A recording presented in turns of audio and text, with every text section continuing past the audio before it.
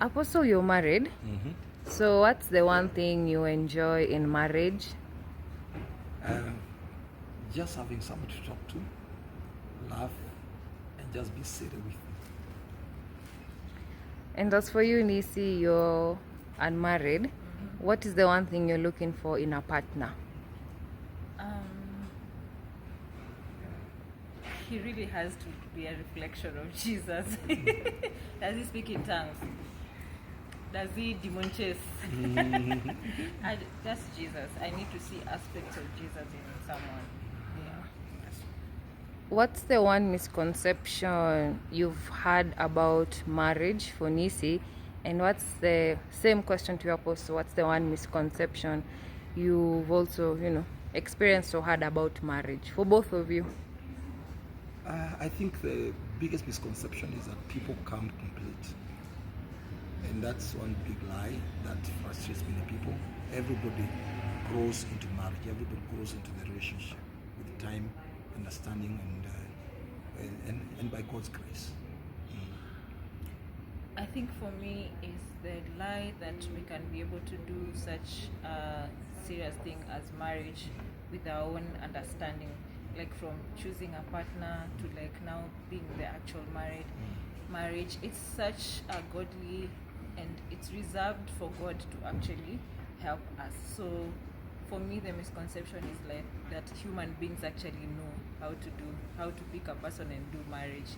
That's a lie. We all need to be dependent on God in the journey. In both your opinions, why do you think relationships fall apart?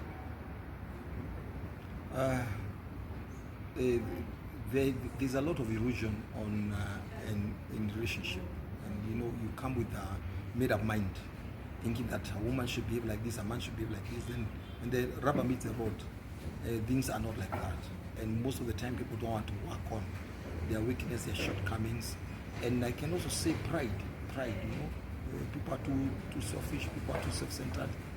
People are so much self-conscious of what they think is right and wrong, to an extent that now they begin to bring it into marriage, whereby there are no zero-sum games in marriage.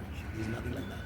So pride, a lot of society, even the way society views marriage, for example, relationships, all these things people are being banded into things that are not real, true, things that are not practical. So people don't want to work on their relationship as it should be. Yes. Wow, nice. For me, I think it's loss of innocence. I feel like something like an intimate thing like marriage really has to.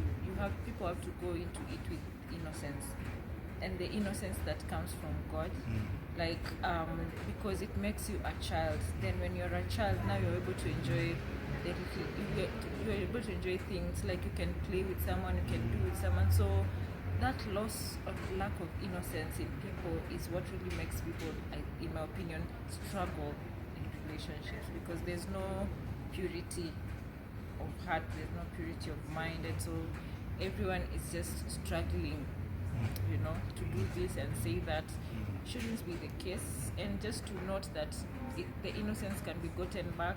Jesus can actually give you back your innocence to enjoy a relationship. And why do you think people are afraid of getting into marriage? That's a tough one. First of all, there's a lot of divorces. There are a lot of pain, and a lot of broken expectations. And then, of course, the social media. Bad news travel faster than good news. So we are using the wrong role models, even for marriage. In fact, like in Kenya, if somebody is having a good marriage, people are like, it will come to an end. People are skeptical. People have become pessimistic, and it shows that people are no longer hopeful. They are no longer passionate about these things. And then I'll say this, because then if sex is free all over the street, who wants to get married?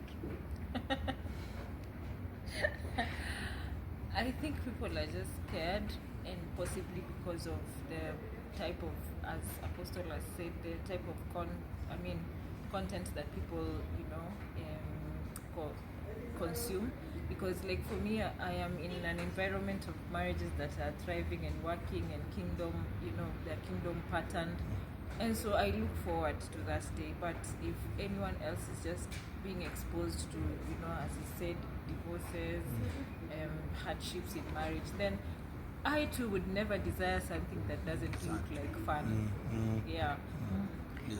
And lastly, what is the one thing you will tell people about marriage, Apostle? Marriage is fun.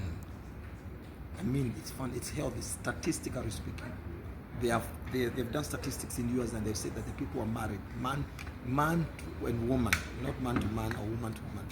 Statistically, it has been proved that they live long. Financially, it is safer, right?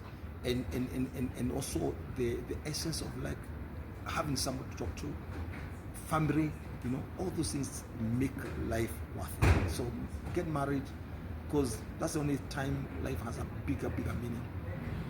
Yeah, man. That is not my question, clearly. I look forward to marriage, because if what I see around me, if the kingdom marriages that I see around me are anything to go by, then I really look forward to mine.